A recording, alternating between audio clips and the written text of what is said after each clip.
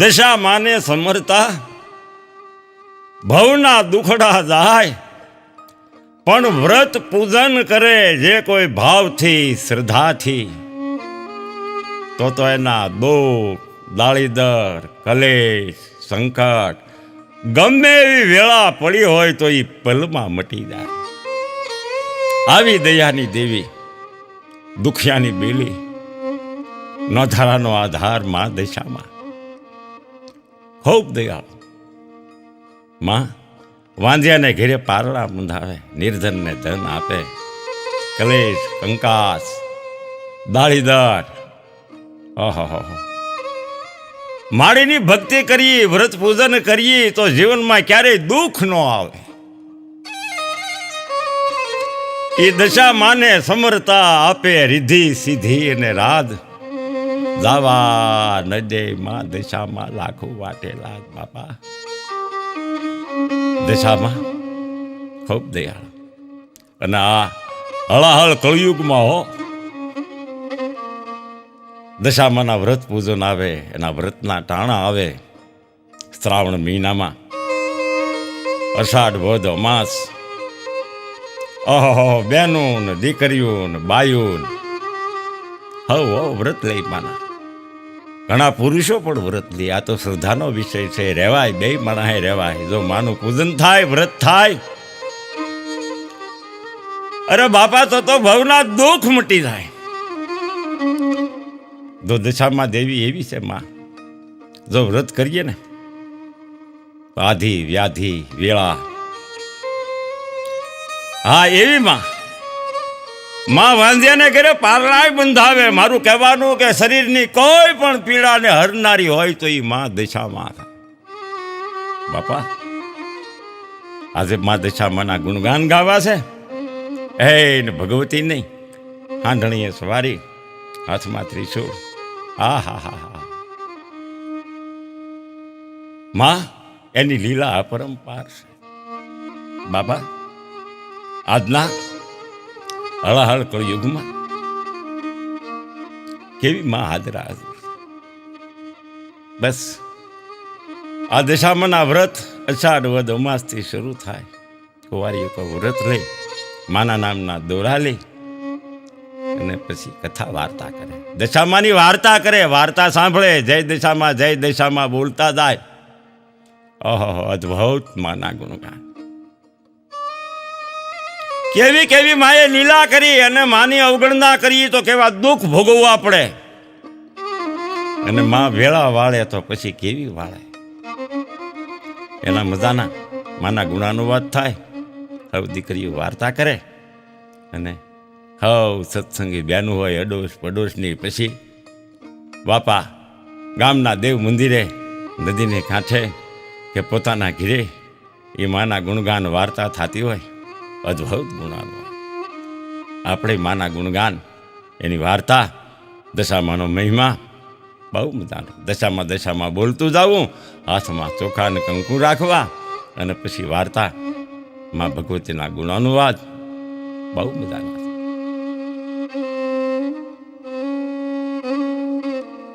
કર્ણાવતી નગરીનો પવિત્ર રાજા કર્ણદેવ રાજ કરે છે.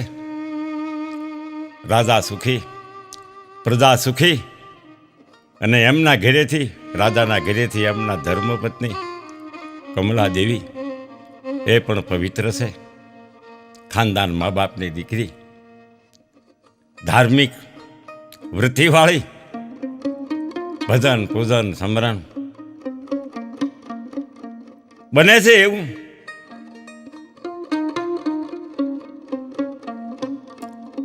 રાણીની દાસી પિયરમાંથી હારે આવેલી વડારેણી, જેને આપણે કહીએ, બહુ ડાય. એ વડારેણી દાસી ગામના પાદરમાં આવે છે. ગામના પાદરની માલપા આવે છે, જ્યાં પાણી શેરડે બાયું પાણી ભરે છે. એ રાણી સાહેબની સેવા કરવા માટે પાણી ભરવા આવી છે. પણ પાણી શેરડે નદીના કાંઠે માં ભગવતીના દશામાના દોરા લેવાય છે. દશા ફળના હવ બહેનું દીકરીઓ એ મજાના માના ગુણગાન ગાય છે. ધૂપ દેવા પ્રગટાવ્યા છે, કીર્તન થઈ રહ્યા છે. દાસી આવી અને આ ગામની બહેનો દીકરીઓ સ્ત્રીઓને પૂછે છે, બહેનો કે બેન આજે શું છે? આ તમે બધા શું કરો છો? આજે કાંઈ તહેવાર છે? તો કે ના બેન, તને ખબર નથી? આજે મા દશામાના વ્રત લેવાય, અષાઢ વદ અમાસ છે. અને જો દશામાના વ્રત કરીને તો જીવનમાં ક્યારેય દુઃખ ન આવે. મા દશામાં તો દાળીદર સંકટ કલેશને હટારનારી છે. દાસી વિચાર કરે, ઓહો, આ વ્રત બધાયને લેવાય? હા, બધાયને લેવાય. ભલે ભલે. તમે અહીંયા કેટલી ઘડી છો? તો કે માની દશામાની પૂજા ચાલે છે. અને દાસી એમ કહેવાય છે એટલું જાણી અને તરત આવ્યો, મુઠ્ઠીઓ વાળથી પાણી ભરીને મહેલે આવી પોતાના રાણી સાહેબને વાત કરે છે કે બા, મા દશામાના વ્રતના દોરા લેવાય છે. આજે તો માના વ્રત પૂજન થાય. હે? હા, દસેય દિશાએ દશામાં, અને દશામાં તો એવી દેવી છે કે ભવના સંકટ હટાડી દે. ગમે એવા સંકટ હોય એવી માં છે. તો બેન મારે એનું વ્રત કરવું છે. તું જાની જરા, જા પાછી. વ્રત કેમ થાય, એની વિધિ કેમ છે, એમાં શું કરાય, જા બેન તું પાછી જા. રાજમહેલમાં આવી વાતો બની ગઈ. દાસી પાસે આવી ગામના પાદરમાં, જ્યાં બાયુ બેનું દશામાના ગુણગાન ગાય છે, દશા ફળના દોરા લે છે. દાસી આવી, બે હાથ જોડીને બોલી, બેનો મને કહો, કૃપા કરો થોડીક, આ વ્રત કેમ કરાય? અમારા રાણી સાહેબના વ્રત કરવું છે. એમ? અરે આ વ્રત તો થઈ જાય તો ઓહો, ધનનો આખું ભંડાર ભરાઈ જાય, ખોટા દુઃખ કોઈ દી આવે નહીં, માં લક્ષ્મીનો વાસ થાય, અને તમે તો રાજા મહારાજા છો. તો કે બેન વ્રત કેવી રીતે થાય? તો કે આ 9 સૂતરના તાંતણા અને એક તાંતણો પોતાના કપડાનો લેવો, એમ કહેજો તમારા રાણી સાહેબને. 10 ભેગા કરી એની 10 ગાંઠો વાળવી, એને ધૂપ દેવો, એની પૂજા કરવી, અને એને પછી હાથે બાંધવો. નકોડા માના ઉપવાસ કરવા 10 દિવસ. પછી માના વધામણા થાય, પછી વિદાય થાય, પછી માનું ઉજવણું કરવું. જે થાય યથાશક્તિ દાન, દક્ષિણા, કુંવારિકા, લગ્ન કરો, જે કરો એ. બસ આટલી વાત જાણી અને તરત વડારેના દાસી છે એ પાછી રાજમહેલે આવી નાખી. બધી રાણી સાહેબને વાત કરે છે માંડી, રાણી સાહેબા મારી વ્રત કરવું છે, ભગવતાનું વ્રત છે, હું ઉપવાસ કરીશ, અને આ વ્રત આ પ્રમાણે કરવાનું છે. એમ આ બધી વિધિ સમજાવી દીધી. ટૂંકમાં કહું તો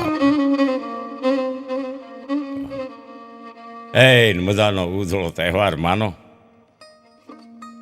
ઉત્સવ, અષાઢ વદ અમાસ. દોરો બાંધી, ધૂપ દઈ, વિધિ કરી, અને પોતે માના ગુણગાન ગાય છે. બેઠી બેઠી પ્રાર્થના કરે છે. દાસી પડખે બેઠી. અન રાજા કર્ણદેવ, નામ તો હતું કર્ણદેવ, પણ આવ્યો એ રાજમહેલની માલપાને.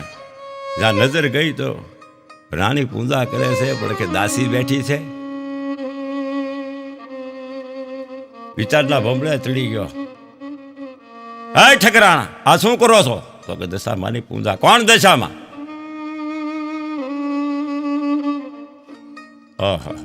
અરે દશામાં દેવી સંકટ કલેશ તાળીદર એને હટાડનારી છે, ધન સંપત્તિ અન્ના ભંડાર ભરનારી છે. અરે આપણી પાસે હું દુઃખ છે, હું તાણ છે, આવડ્યું મારું રજવાડું છે,